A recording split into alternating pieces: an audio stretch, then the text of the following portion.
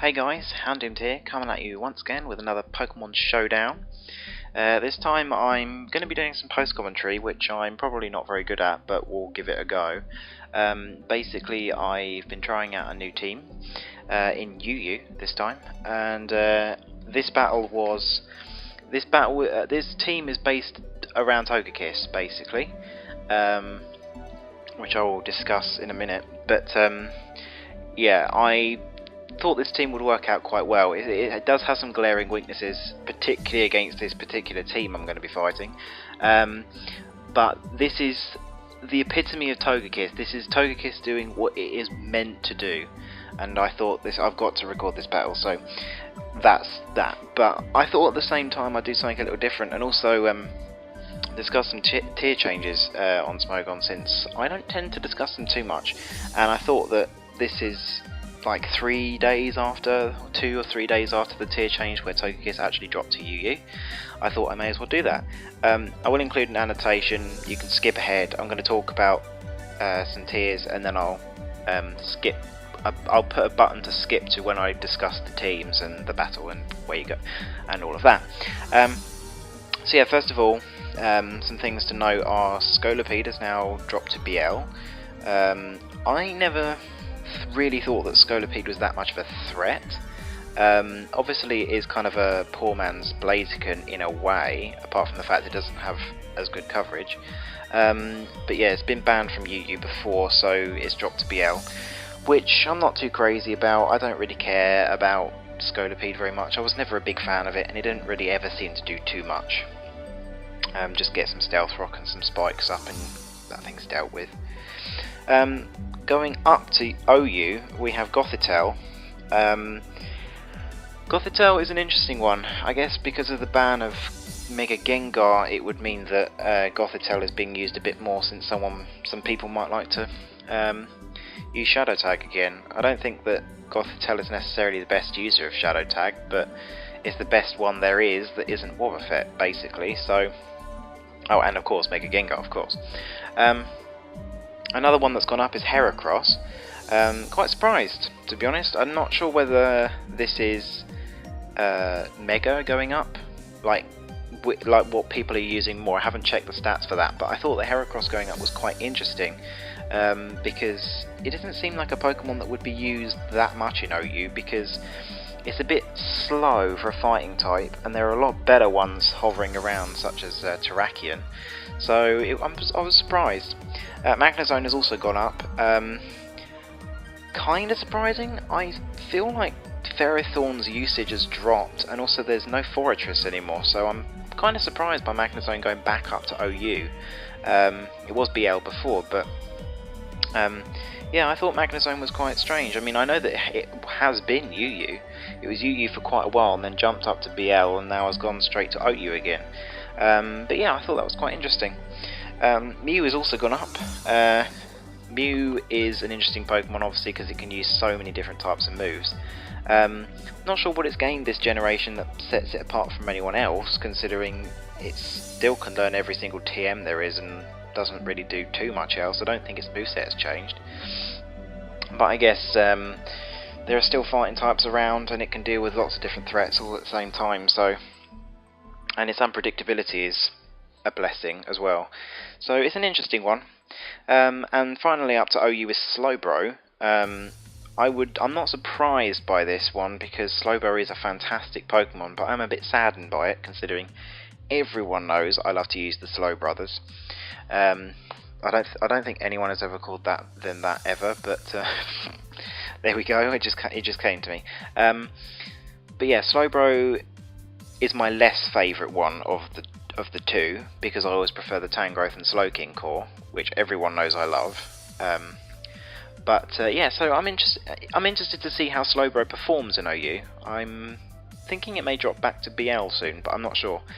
From OU down to UU, we have Espeon, which I was very surprised with, considering Espeon is quite a good Pokemon. However, at the same time, Xatu has dropped all the way down to NU, so I guess people just don't like Magic Bounce that much anymore. I guess people don't really care about it. I guess the popularity of Vaporeon and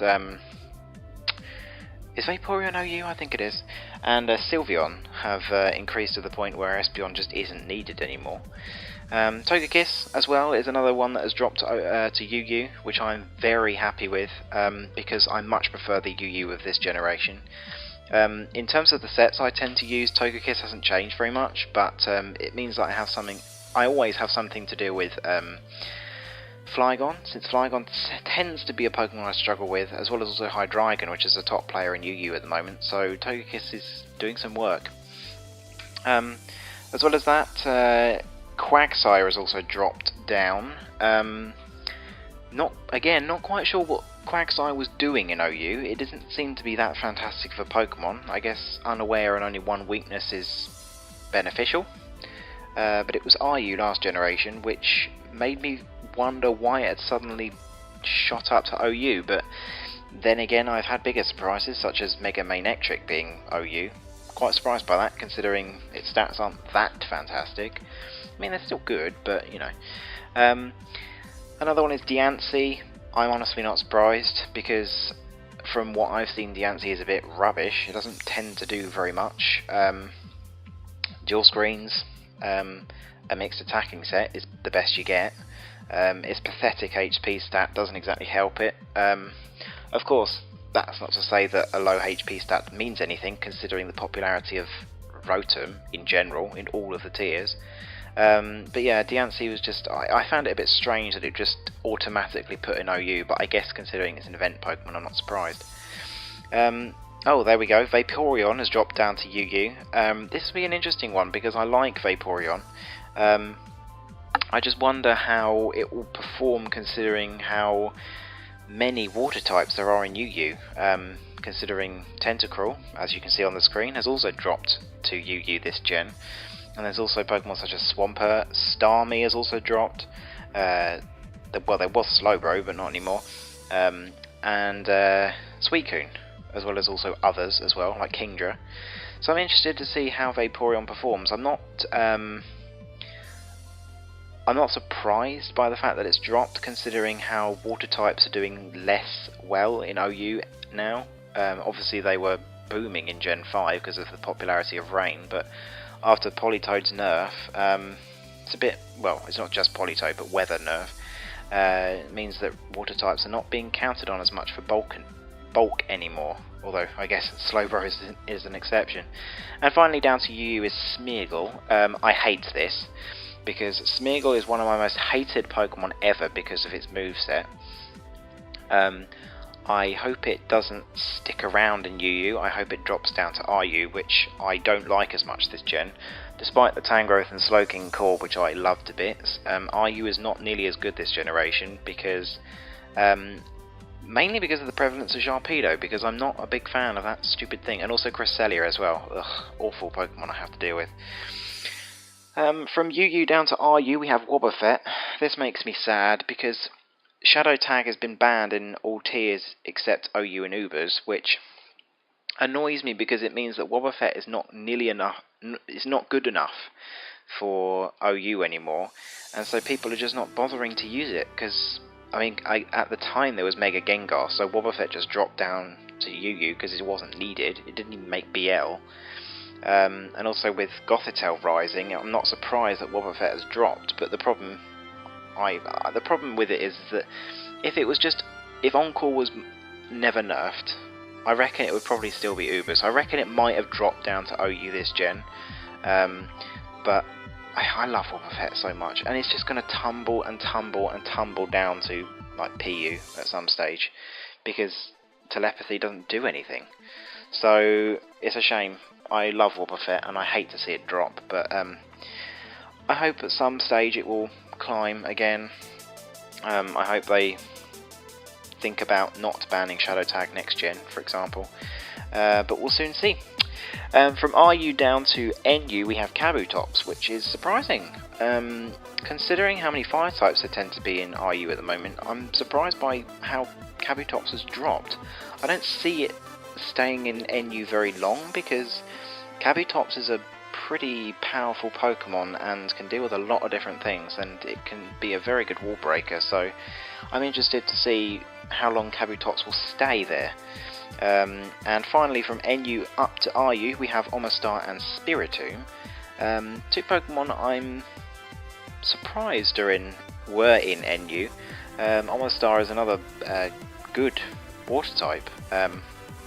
Of course, basically all it does is Shell Smash rather, or Spikes, but it performs those jobs well.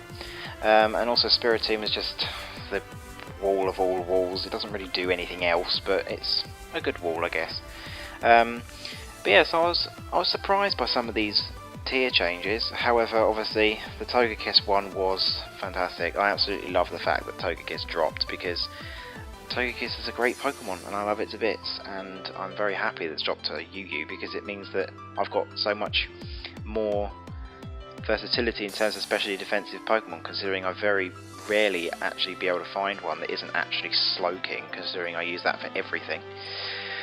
But anyway, I have talked for far too long and I've just been rambling now, but on with the battle. So I have come across a Hail team. It's kind of a pseudo Hail team. Not all of the Pokemon really benefit from it. Abomasnow, of course. Didn't really like the look of Abomasnow, considering the fact that a lot of my team is either weak to ice or it's weak to grass. So Arcanine has got to stay alive, or Togekiss has got to paralyse that thing and paraflinch it to death. It also did depend on the set as well, but I wasn't too worried about the set, because I knew that it was just going to wreck me either or. Alomomola, annoying Pokemon as always, but I usually can predict its set, and it tends to be quite predictable, and Raikou can deal with it no problem.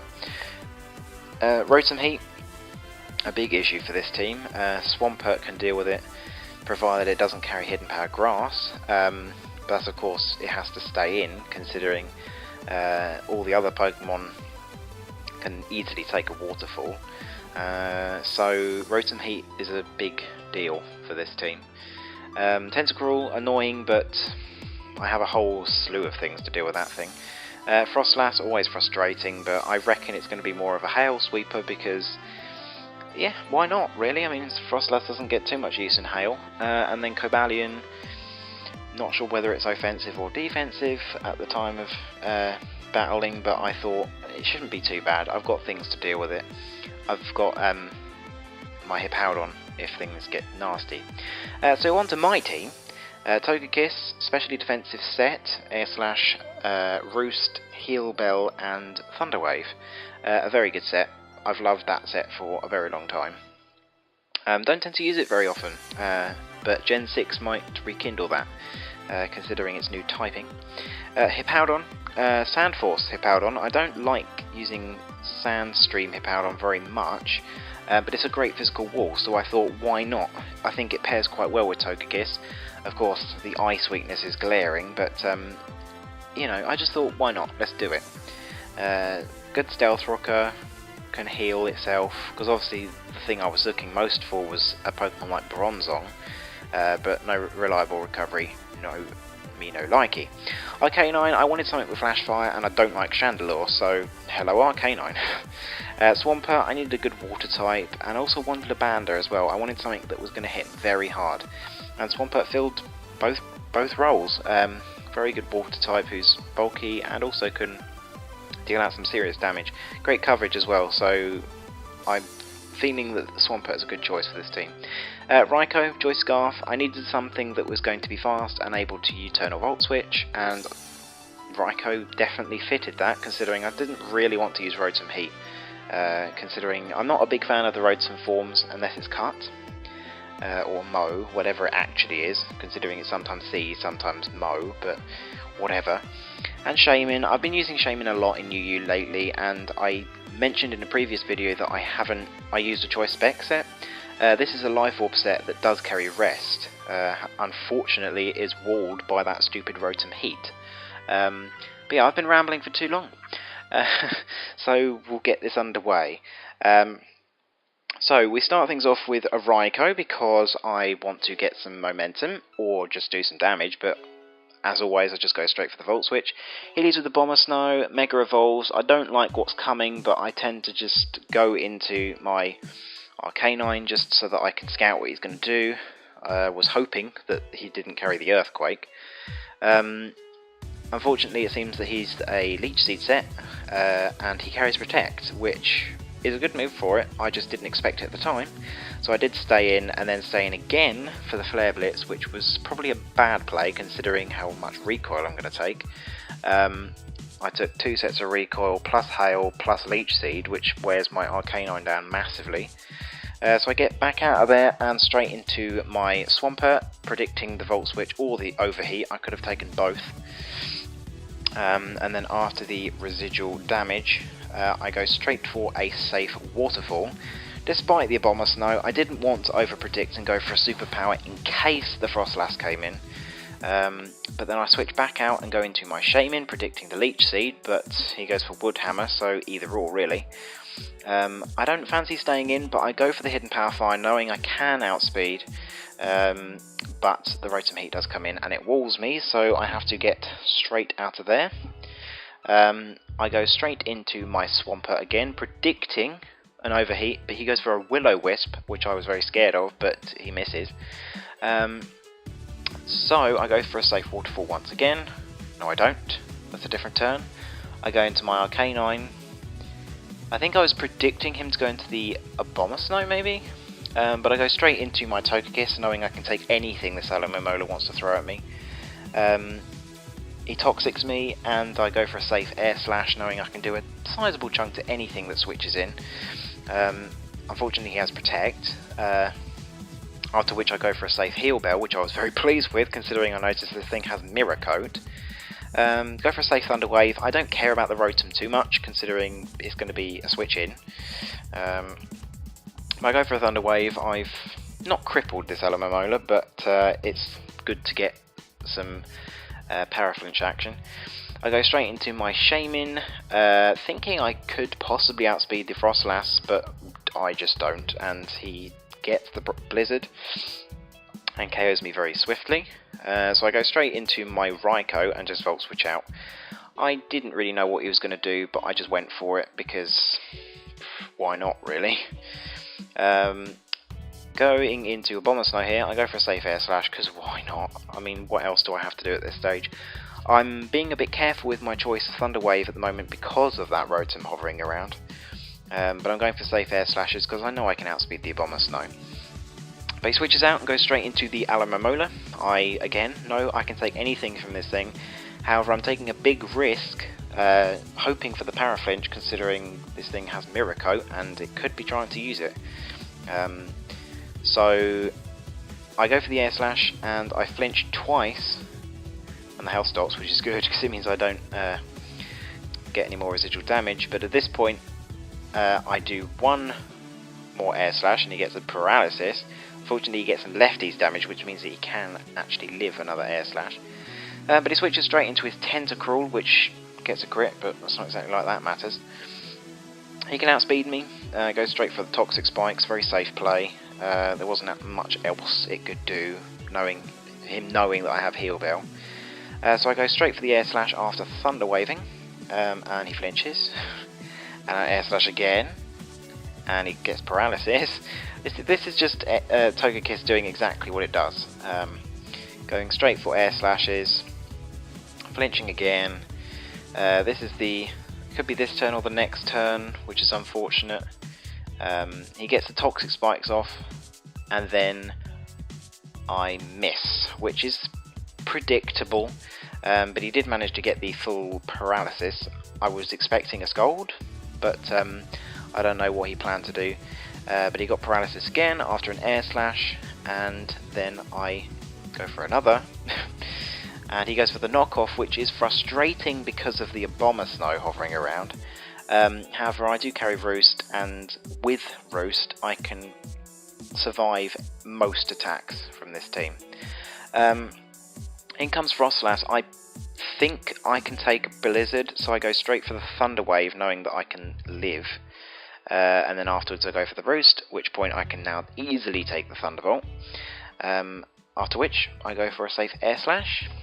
obviously the Rotom Heat comes in and totally walls me, and I don't want to be taking an Overheat or a Volt Switch, so I switch straight out, go into my Arcanine, basically sacking / scouting because I didn't know what this thing was going to do. I predicted the Will-O-Wisp in case he predicted me to go into Swampert, but he went for the right play and went for Volt Switch, predicting the Arcanine switch.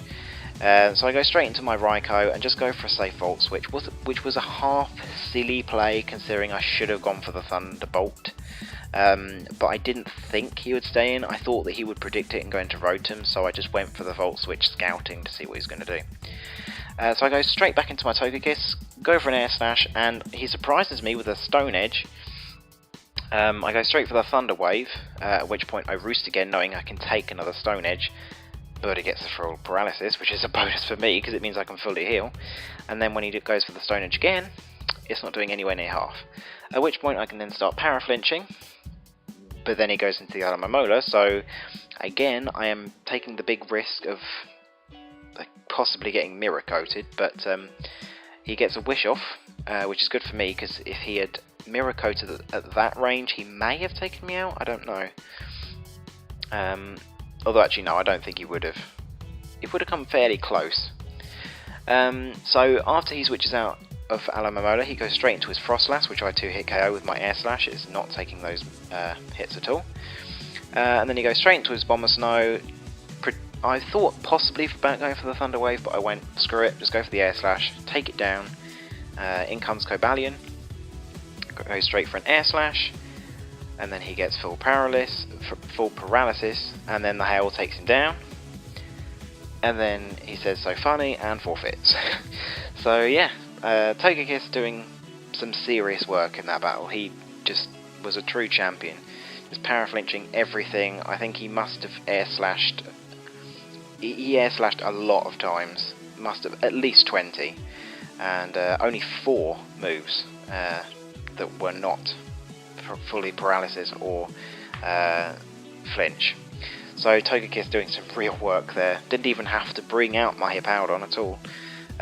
Well, it would have been a bit silly too, considering that Bomber Snow was hovering around. But yeah, this was a good battle, and I thought I may as well upload it because Togekiss has dropped to UU, and I feel like this is the perfect battle to show off what it can do. I hope Togekiss doesn't rise in usage and go straight up to OU again, because that would annoy the hell out of me. But I've got 3 months to use it unless it gets suspected, so we'll see. But thanks for watching, everyone. Sorry for the rambling, to be honest, but yeah, I just wanted to talk about Tears, talk about my team, and talk about Togekiss, because it's epic, and I love it to bits.